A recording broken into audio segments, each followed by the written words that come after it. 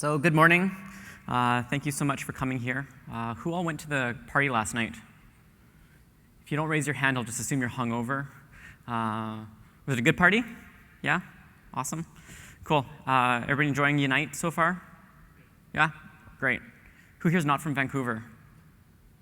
Cool. The weather's like this all the time. I will not apologize for it. So it's, if you don't like rain, don't come here. So my name's Kayle. I'm a game director at Roadhouse Interactive. We're a small local studio here, employing about 60 people.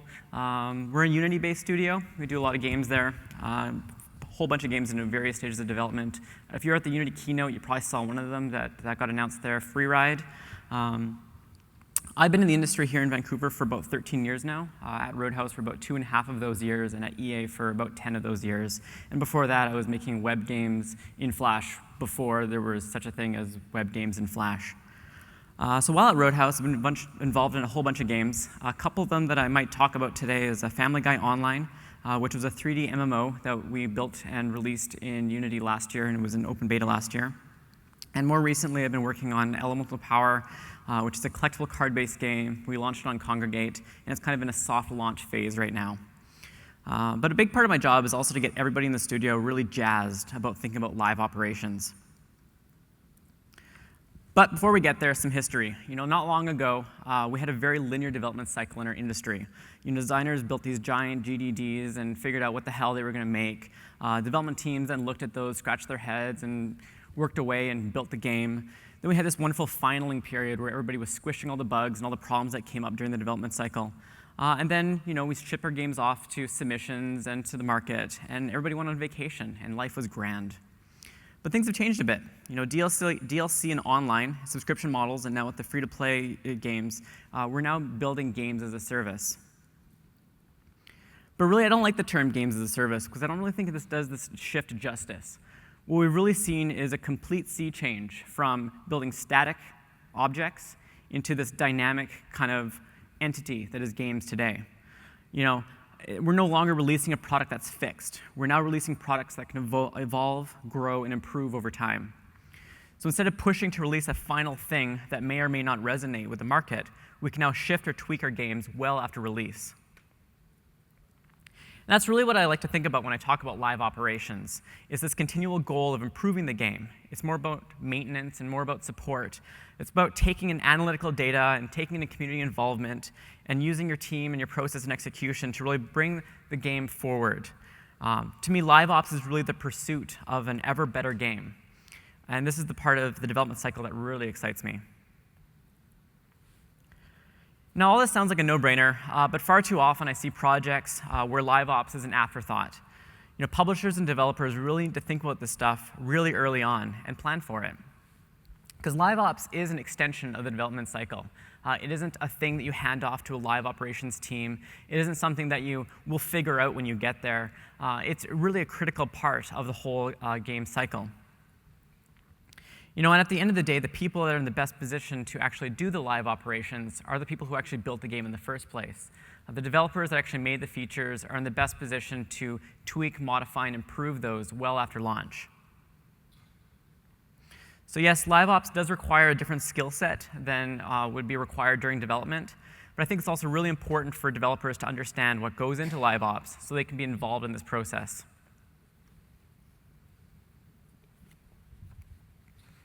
So let's talk about analytics. So analytics as a data point is really all about gathering the facts about your game. And the goal here is to answer as many questions and measure as many results as you can. So to me, data plus analysis is equal to your facts. You don't need a data scientist on your team to actually use analytics. There's a lot of small stuff that you can figure out. And it's important just to start small and focus on the easy things and then learn and build from there. Certainly, if you have a data scientist just lying around, I'm sure they'd be very helpful to you. But you don't need to hire that expert in order to get any benefit out of this. And so when we're talking about analytics, we're talking about these standard groupings that people talk about. And I'm sure if you walk down the halls, especially at Casual Connect, you'll see a lot of people talk about, oh, I'll help you with your acquisition and your retention and your monetization. But really what we're trying to do is just answer these basic questions about your game. So for acquisition, we're asking, how many new people are playing your game? How are they finding it? Who are they from? And who are they? In terms of retention, we're talking about how long are people playing your game? How often are they coming back? Really, how sticky is your game? I've noticed that nobody has left this session yet, so far retention is doing really good. In fact, we have some new users coming in right now, so our acquisition is constantly trickling in as well. We're doing really well. If this was a free-to-play game, we'd be doing really good. So, in terms of retention, people will talk about, how many people return on the second day, how many people return on the 7th day, the 30th day. Another metric that people will talk about is how many daily active users you have in relation to your monthly active users. And this gives you good senses of how sticky your game is and how engaging it is to keep people around. So in terms of monetization, this is a really fancy term for really how much money are you making? What are people buying? How many people are actually buying stuff in your game? What are they finding interesting? And finally, I think game design really deserves its own analytics kind of category here, and I don't see very many people really put this up on the same slide. But not only are you measuring the people coming in, the money you're making off of them, and how long they're sticking around, but you're trying to measure some of those assumptions that you made during the development cycle.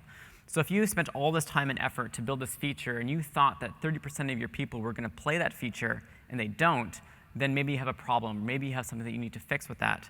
So as an example, in Elemental Power, we had just spent this whole bunch of time building this new feature called Expeditions. We launched it a few weeks ago, and I checked the data this morning because I figured this would be a good data point to talk about. And only 10% of our new users are actually trying this new feature. This is really unfortunate, and I'm going to go back to work today and try to figure out what the hell is going on with that and how we can improve that. But that's certainly something that's important to me. Is we made a call, we made an assumption in terms of our game design, and that's not panning out. But luckily, I have the data there to understand what that problem is.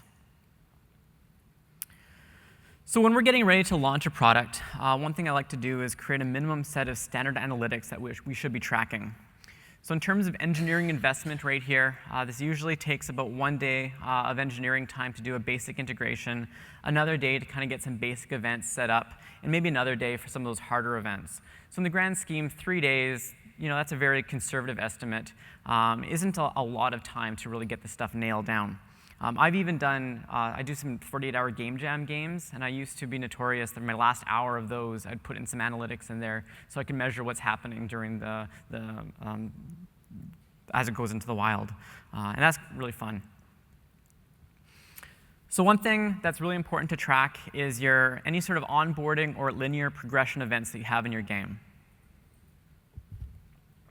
And really what these are is any event that you can track that a user fires as soon as they start your game and as they progress from their beginning to mid to end of life.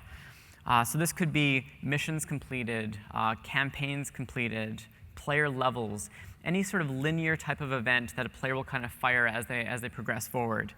And this is important to track kind of your drop-off. So if your retention numbers are low, you can look at these events and kind of figure out, well, maybe there's some problem areas right here.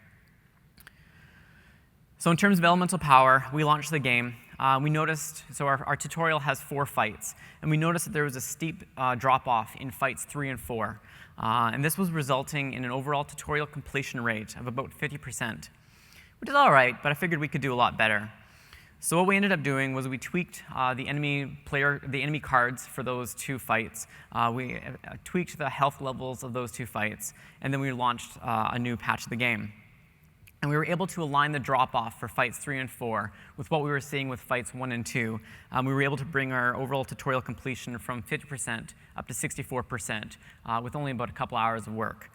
These types of things are really, really easy to track with analytics and very easy to spot problems quickly and solve them. So other things to track from day 1 is all of your economy bits. So this is all of your currencies, all of the ins and outs of that currency, all the SKUs that get bought in your game. Really, it's important to know how much currency people are earning, what they're spending it on, and what SKUs are really, really appealing in your game. In Family Guy Online, I had this brilliant idea where we were going to make this hat, and I called it the money hat. And it was exactly like every other hat in the game, except it literally was made of money, and I charged $10 for it. And I thought, that'd be pretty cool. Maybe people will buy it. Nobody bought it. Well, we had 64 people buy it, which I thought was probably more than 0, but certainly not the big numbers that we would have seen. But it was a funny little thing in the store. And I can tell you, 64 people bought it. Those might have been testers. I don't really know. So it's also important to look at with your economy is how much currency is being earned versus how much is being spent. And so if you can segment your users from early to mid to late life, you might see that your early users are earning more currency than they're spending, and this is probably good so that you're kind of making it easy and fun for the player to get really hooked in your game. And then as you get into the midlife, you're probably constraining that currency that they earn and making it a little bit harder for them to get it. And you're kind of closing that gap a bit more. And in terms of late life, it's possible that they're spending far more than they're earning, and they have to make up that difference through monetization. So purchase events are similar to economy events, but different in that these are really only tracking your kind of buy-in events in your game. These are every single time that a player will exchange their real-world money for something in your game. Now, traditionally, this is in-game currency, but could also be any sort of SKU you have. This really drives all of your revenue tracking. This drives your funny acronyms like ARPU and RPPU, which is your average revenue per user and average revenue per paying user. But really, what's really important to track with this stuff is what are people buying immediately after they buy in. So if a user buys $10 of your in-game currency, that's all well and good, but what was it that drove them to do that?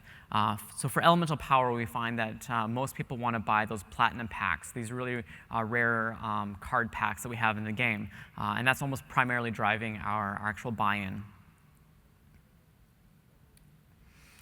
All right, so you now know what you want to track. You have figured out a plan of what you're going to do. Where the hell do you start with all this stuff? All right, I should give you the answers for that. OK, so platform tools. If you launch your game on any sort of platform, Facebook has your insights. You can look at how many new users are coming in, how many daily active users you have, how much revenue you have coming in. The App Store has a really terrible set of analytics tools to pull stuff out of. I swear I bleed every single time I'm trying to pull that data out of their system. Google's better. They have some decent analytics tools to pull data out. But really, these things will only give you some of the basic understandings of what's going on with your game. What's worse is that if your game is cross-platform across these things, there's no standard way to kind of pull this data together and get a sense of how well your game is doing on an overall scale. But thankfully, there's lots of analytics solutions available, and there's plenty of people that will take lots of your money to get some of their tools in your game. And then there's a lot of these solutions out there. Some of these are even free to get started with. You're all using Unity. Most of these all have Unity plugins, which makes integration really, really easy. Now, the reality is that all of these are kind of pre-baked solutions. They have strengths and weaknesses, and they have their own little quirks that you kind of have to get used to, and you may or may not find work with your workflow. But it's worth trying a bunch of them. The actual cost to integrate these is pretty low, and especially if you can get them for free, it's worth your while just to kind of experiment with a bunch of them. For Elemental Power, I think I have 2 or 3. Actually, I have 3 different analytics solutions in them right now. I've settled on one, but I've tried a couple of them also out as well. I think Game Analytics is actually downstairs. They're free, so if you want to try something out, those guys are really awesome. You should say hi to them and say that Kayle from Roadhouse sent you. They might punch you. I don't know. I think they still like me. So then I see a lot of people go towards these custom solutions. Now, this is a pretty nebulous cloud. Custom solutions can be just simple database queries on your game, or they could have these really full-featured analytics solutions that you're building for your team. And now I see most studios going this route eventually, but I see far too many teams go this route too early, especially if you don't really understand what you're going to use analytics for in terms of your studio. You can really spend a lot of time here, when in reality, some of these off-the-shelf components would have been a lot cheaper for you to get started with. But once you have a bunch of games out there and you understand what you want to do with analytics, it might be totally worth your while to kind of invest in this custom solution.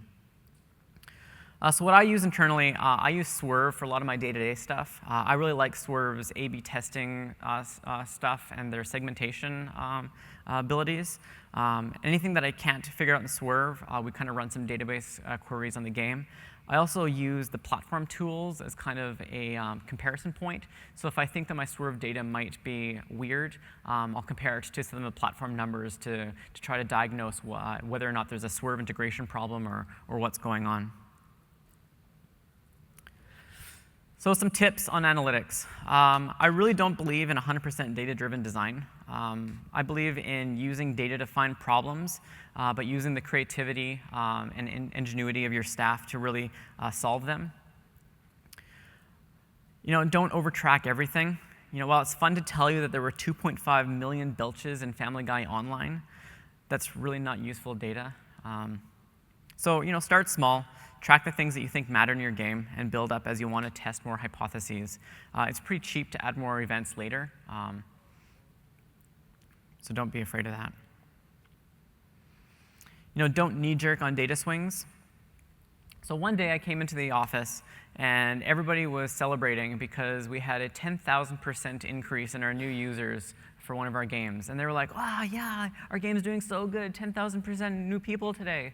I dug into it, and what happened was our live ops team was running some bot tests on our servers and had sent a whole bunch of bots to the registration flow and put them into the game to kind of do some stress tests on the servers. And because of the deep nature of these tests, it hit all of our Swerve events. And so, crazy things will happen. If data looks too good to be true, it probably is. It's really important to have a studio culture that's ready to challenge data and debate it. And really, you want to cross-reference data that looks strange. And finally, humans really, really like to find patterns in meaningless data or things that are not really correlated whatsoever. If somebody is not qualified to really pull out some proper analysis on something, just don't trust it. Really focus on the things that you can understand and the things that really make a lot of sense. So while analytics are really fun and useful at gathering facts about your game, community engagement can really help you understand the emotion of your game. So nowadays, players really want to be connected with the creators, and the more transparent and approachable you are, the better the community will react. In the olden days, community was a very passive and one-way street. But nowadays, players really want to be part of the game, and they want to help change it. The developers can talk directly with the players, and the developers can create community spaces. And hopefully you're creating these ambassadors within your game who will help bring in other players. So really what we're trying to accomplish here is to really break down the walls between the developer and the player. This fosters better community engagement, which keeps people coming back, and creates ambassadors for your game that can help provide active feedback in what can be improved. So some basic tools. Support emails are kind of a duh tool for talking to the community. But it's really worth noting that if you have a free-to-play game and a free-to-play player has taken the time to email support, this player is committed. It really takes a lot for somebody to actually go through the trouble of actually emailing you. So take it seriously. Respond to that email and take the time to respond to them, because this is a player that's already gone through all of these moments in time where they could walk away from your game, but they decided to stick it out and actually email you the problem that they're facing. Forums and comments are another good way to communicate with players. I aim to reply or comment on every single forum topic for Elemental Power. It's really good just to kind of get the community going. I like to kind of create new topics and get people chatting. For Elemental Power, I started a quick little topic. I'm like, hey guys, one of the things that we like to do is make new cards. What kind of new cards would you like in the game? And you wouldn't believe how many responses you get from it. And every few days, I kind of go in there and I just say a quick little, wow, these are really awesome ideas. We're totally going to consider these and put these in the game later. And it really gets the people talking about it and feeling like you're involved with it. And we actually do go ahead and make it at some point. We don't just lie. They'd figure that out. Chat is awesome. So we log into chat on our game. I recommend that we have people in chat whenever we're at work. Because the reality is, if somebody has a problem with your game, the likelihood of them spending the time to send you a support ticket or write a forum post is pretty low. But if something's really pissing them off, they're going to write about it in chat. could be like, oh man, this sucks. The game is really sucking right here. And if you're in chat, you can listen to that and make those changes before they've even told you about those changes. So some tips on interacting with players. It's really important to be open and honest with these players. You are the developers. You're not marketing, so you can give them actual, real answers. You don't just have to bullshit them about what's coming next in your game. You know what's coming next. You're building it. We just started a forum post in Elemental Power yesterday, where we're considering changing how much health everybody gains every level up. We wanted to change kind of the curves associated with that. This is kind of a big change to the game, and we just put out there everything that we're planning on doing to the community, and we're like, what's your feedback? What do you think of this? Here's the problems we're trying to solve. Do you think this will do it? The feedback was awesome. Immediately, we've already had some people come back with, this is great. These are some ways you can improve it. And that kind of back and forth really gives them some ownership of where the game is going. It's important to be polite. Developers can't win arguments. Really go forward with a solid customer service attitude. If you've ever been a server in a restaurant, that may be the appropriate way to go forward with things. But at the same time, have a personality. You're not a faceless call center.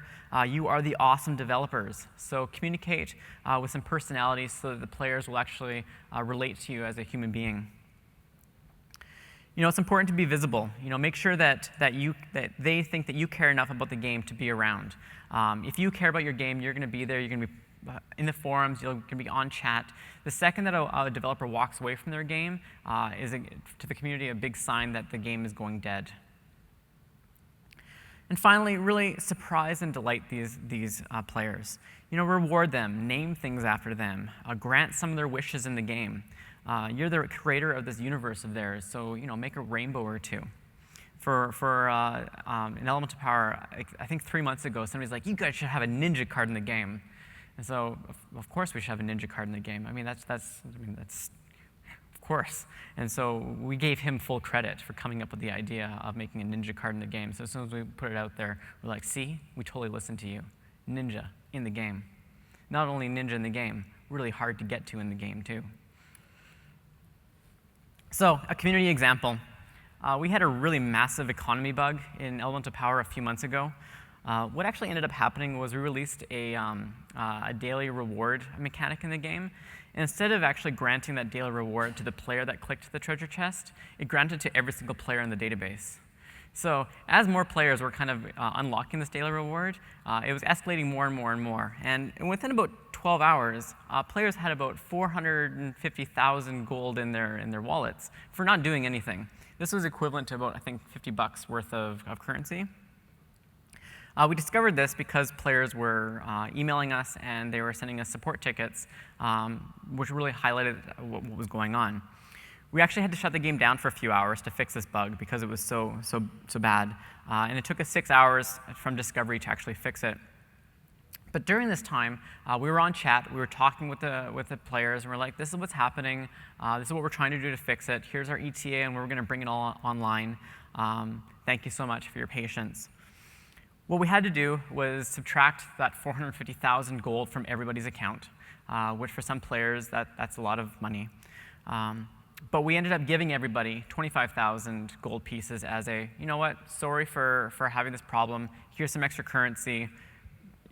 Please forgive us. But on top of that, for every player that actually mentioned the bug to us, that either emailed us, gave us a support ticket, or in the forum post, we gave them some premium currency in the game, worth either $5 or $10 worth.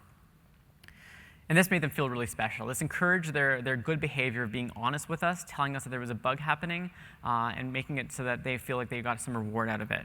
And for us, it's free, right? I mean, you're just giving them virtual currency, right? It doesn't cost you anything. So in the end, we got it all solved. And even though we took so much currency out of people's wallets, there wasn't a single negative reaction to this bug. Everybody was completely happy with how we resolved it. They all got a good laugh when I told them exactly what was causing the bug. And it was really a really good, positive experience for everybody. There were players that came on the day after who never actually experienced the bug, and this had become like a legend and a lore that some of the more active players were telling, like, oh, you weren't there when this most amazing thing happened. it really kind of created a more positive experience for the community than I expected it was going to. So another example, so we had about last week, I think, our designer was hanging out on chat. He noticed that a player ran into a broken treasure chest. So this player had traversed down a dungeon, spent quite a bit of time in that hunt, opened a treasure chest, and got a bunk item. It just didn't work. He was pissed, obviously. He just wasted a lot of time and was really hoping for something exciting here. So he immediately, our designer immediately looked into that player's database entry, figured out where the corrupt data was, figured out a solution to it, had fixed the data live by giving the player what they should have gotten, plus an additional card as a bonus for the trouble. And I had emailed that player well before they had contacted support or the forum. So the player got rewarded and a fix before ever formally telling us about the problem. And this was awesome. Like their thank you that they gave us was just incredible. And we really made an ally there. Now, of course, we can't do this sort of thing for everyone. But for the players we can do it for, they really remember it. And really, this comes down to trying to make these ambassadors for your game. You know, we have this other player in Elemental Power. He's always online. He's always chatting. He's active in the forums. He's built and maintained a wiki for our game. He responds to posts from us that ask for feedback. He emails us feedback. He's super courteous, intelligent, and friendly to other community members. He's also one of our biggest spenders in the game. Really, these ambassadors are the guys that make it worthwhile, and this is what you're really going for when you focus on good community engagement. Okay, so you've got data coming in from analytics. You've got a committed community giving you oodles of feedback. Now comes the hard part, actually acting on it. And this is actually really hard for a lot of development teams. You know, some excuses that I hear are, someone else will do it. Let the live ops team worry about that thing. And really, that comes down to a lack of ownership. If a developer is working on a feature and they bring it to completion, they really need to see it through past that point. They've got to see it through the evolution of that feature and even beyond. Another excuse is, this isn't perfect yet, so we shouldn't release it. There's no such thing as a perfect feature. Really, what we're trying to achieve now is making something to an acceptable bar. Some people call it the minimum viable product. We like to call it minimum awesome product. And then you release it, and then you test it. But really, waiting for something to be perfect is that fear of failure, that fear of something going wrong. Or worse is the designers that say, my design is perfect, all the data and feedback coming in, it's wrong. The players just don't get it. I'm brilliant, they're stupid, end of story. And really, this is a God complex, right? And it's understandable. Your development team is actually making these things. They're making this new stuff happen. And it's quite jarring to have it ripped apart by community or numbers that prove it wrong. But it's understanding the live ops process and understanding that this is just time for them to now move it forward and make it better is really what can get people past this barrier. So the goal with your process and execution is really to effectively use the feedback to iterate and improve the game. And this all starts with setting a patch schedule. And this is your framework. This is your post-launch kind of beats that everybody can kind of set to. What you want to consider is, what's your lead time? How long does it take you to finalize the build? How long does it take you to test it, stage it, and get it ready for launch? For Family Guy Online, this was about a 1 to 2 week process. It was a much larger game, a lot more things to test, and we had a much more stringent QA policy. For Elemental Power, our lead time is hours, sometimes minutes. It's a much smaller game. We can get a new patch prepped very quickly. Next, what's important to look at is, how long do deployments take? Family Guy Online deployments were upwards of 4 hours. Lots of servers, a very convoluted process with multiple live ops teams across the world. You had to take the game down. For Elemental Power, I click a button, and about 30 seconds later, it's done, and I tell the people that are playing the game, hey, refresh your browser, we're good to go. So I can kind of do things really a lot quicker. And then finally, what's your fallback if things go sideways? Depending on what you're patching there, things can happen. Can you revert back to an older version? Or do you have to kind of just troubleshoot what you put up there? When I'm patching, I like to always aim for Tuesdays or Wednesdays. I find Mondays are brutal. People come in from the weekend, they're still a little bit lethargic. Trying to get them really amped up and ready to put a build out that day can be a little bit tough. Thursdays, if I put a patch out on a Thursday and a bug takes 24 hours to rear its ugly head, then I have to patch on Friday to fix that bug. And the problem with patching on Fridays is guaranteed everything that could go wrong does go wrong. And if it's a long weekend, doubly so. Another thing to consider is if your game is on multiple platforms, different platforms have different lead times. If you're on iOS, it might have a much longer lead time than if your game is on web. So it might be useful to separate your games, release more frequently on web, and then kind of bundle those patches together and release less frequently, more stable releases on those longer lead time platforms. So some things that we like to encourage in terms of studio culture is that everybody on the team has access to the game analytics. They may not use it, they may not actively look at it every single day, but the fact that everybody has access to it takes away some of the mystery with it. No longer do they have the excuse, well, I didn't know that, I don't have access to that, that's not my job to look at that kind of stuff. They can look at it if they want to, and they can use it to work on their stuff. So we use the Scrum Sprint methodology in our studio, and so we have our daily team stand-ups. So obviously we look at our daily tasks during that time, but we also talk about all the live analytics that are coming in, all the key performance indicators that are hitting with the game, and all the customer feedback that's hitting. These are 10 minutes in length, nice and quick touch bases of the day. And finally, we have a weekly studio update in our studio. And so this is where all the game teams kind of come together, present what they're working on to the whole studio. These are 10-minute presentations where we talk about stuff that the teams made that week, but we also talk about the live data on what's happening on live and what the customers are saying on live. Finally, what we're really looking at the studio culture is to instill an idea of getting stuff out, making mistakes, and learning from them. Designers need to learn to experiment, to measure, and to make changes. There's no such thing as a perfect design, only iterations that lead us down the right path. So your live game is ticking along. Tasks are coming in either through analytics or community-based feedback. And it's really important to triage everything. You can't just jump on every single piece of feedback that comes in and make it go live. You got to ask yourself, how bad is this bug that we're seeing, or how bad is this problem? Is the economy in ruin? Is this blocking players? Is this a frequent crash? Every patch that you put out there has a risk and reward. Are you going to call everybody in and put the patch out right now, which is incredibly risky? Are you going to try to patch within your next core hours, which reduces some risk? Ideally, what you're trying to do is get into a more consistent and regimented patch cycle. So for Elemental Power, we aim for a patch a week with some ad hoc patches throughout the week to kind of fix some minor bugs. And then we look at big features every 3 months or so.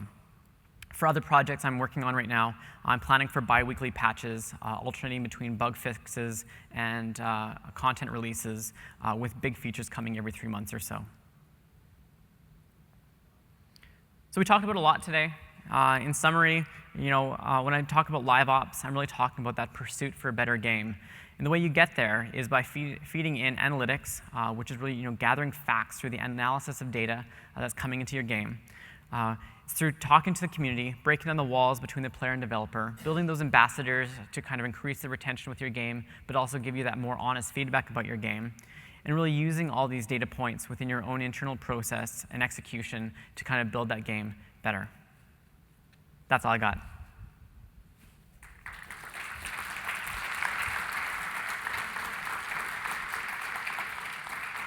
Like I promised, we have tons of time for Q&A. It's now 10:36, so 24 minutes or so. Yes? What do we use for chat? So Elemental Power is on Congregate right now, so I just use their in-game platform tools. If we wanted to launch that on Facebook or other stuff, we'd want to integrate something else. Ian, can you remember what we used for Family Guy for chat? We had our own internal thing. eJeopardy, yeah.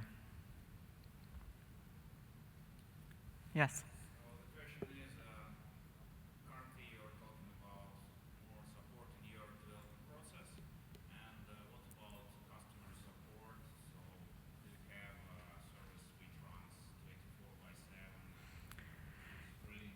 Yeah, so on Family Guy Online, we did have the budget for that. So we actually did have we were working with a live ops provider, Sleepy Giant, and they provided a 24/7 kind of support. So if the servers went down, they had somebody on call to take care of that, and they had the customer service representatives. We had people there. I think we had one person kind of looking at things at any given time during the day. For Elemental Power, our budget is incredibly low on that. It's pretty much only a couple people working on it. And so we really only do support during core hours, which is important to ensure that the game stays stable, because I don't like to call my engineer on a weekend to have him fix a down server.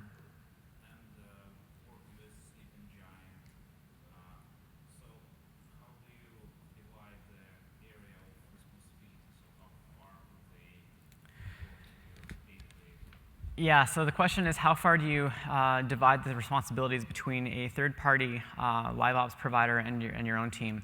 This was a really big challenge, and it's something that really frustrated me on that project, because I didn't feel like I actually had as much control with the community or live ops as I'm getting with some of the smaller games that we're working on right now. They pretty much handled a lot of that stuff, and I had to kind of force my way in to kind of take on some of the more community-based things, which then I felt like I was stepping on their toes and kind of taking work away from them. If I was to do this again, I would probably look for them to be handling more of the off-hour support if my dev team wasn't ready to do that, and then during core hours, have my dev team work on all the core things. So I'd rather have my guys looking at the forum and the chat during the times that we're in the office, and have my team work on deployments.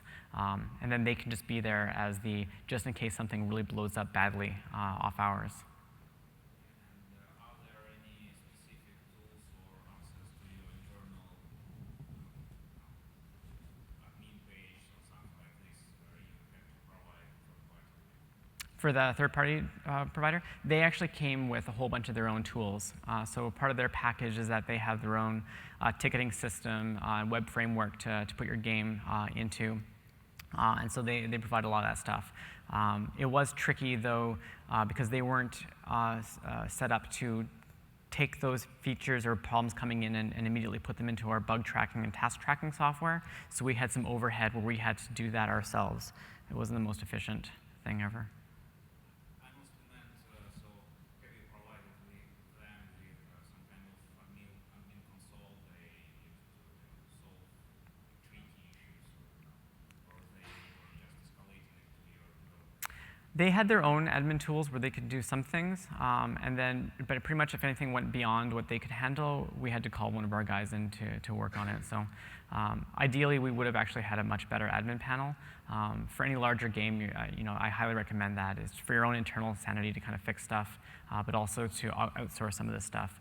For Elemental Power, it literally is, I have the engineer sitting there touching the database directly if things go wrong. Yeah. Yes? Just a question about gathering analytics data. Yep. Is there convention or anything about what's acceptable, what you have to ask for, what you have to make permission of? Can you give me an example of?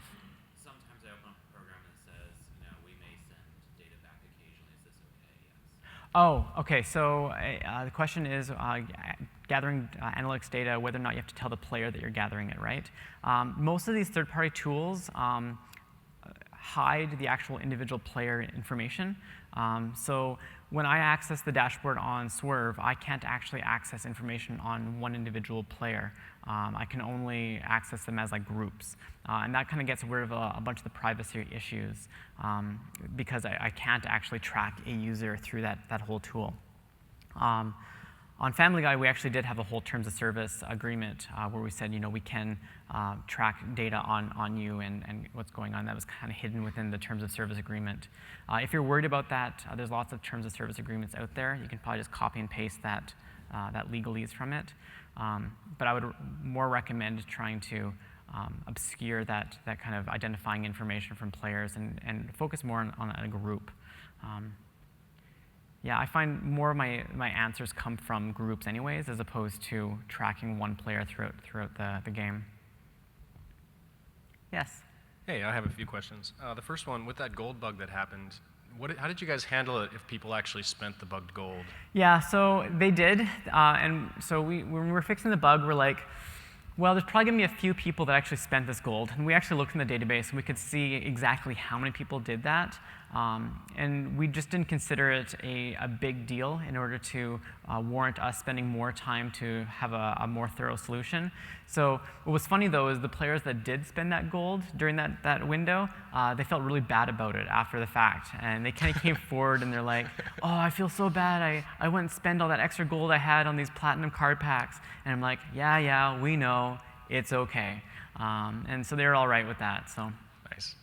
My next question is, do you have any advice for doing A/B testing on mobile devices?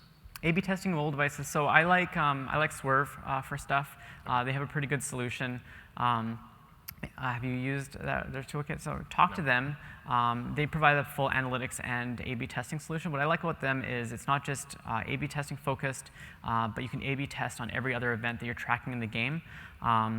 Basically what you do is you create a whole bunch of variables in your game that you want to A/B test. You kind of host them on the Swerve servers, and then you can live change those things and send them to different segments. There are a bunch of A/B testing tools that are coming out that are more just focused on that, but aren't connected to analytics. But I would check out Swerve as kind of just an overall thing. They're pretty cool with that. Cool.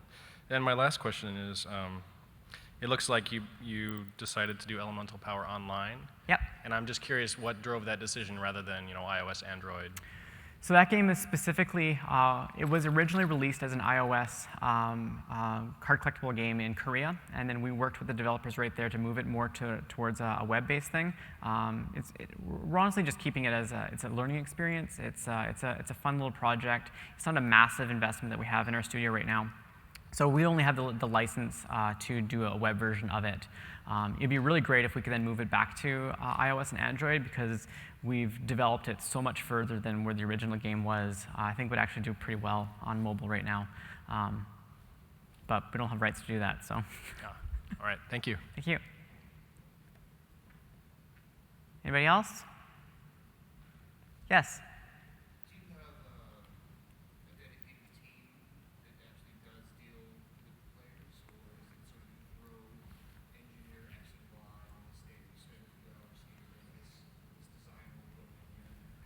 So the question is, do we have any dedicated team working with the players? Right now, we don't. We're pretty small in terms of our teams on these games. So for Elemental Power, there's only about 3 of us that actually work on the game at any given time, and that's probably only about 1/3 of each of us working on that game at any given time. I like to stay in chat on that game. Our designer likes to be in chat on that game, and our artist really likes to be in chat on that game. He's just really interested in it. So the artist will actually look at what the players are writing, and he'll use that as inspiration for making new content for the game. Eventually, it'd be cool to have some more dedicated customer service people, but I think it's also really important to have everybody kind of just do a little bit, so they kind of have that more closer connection to what's going on. Anybody else?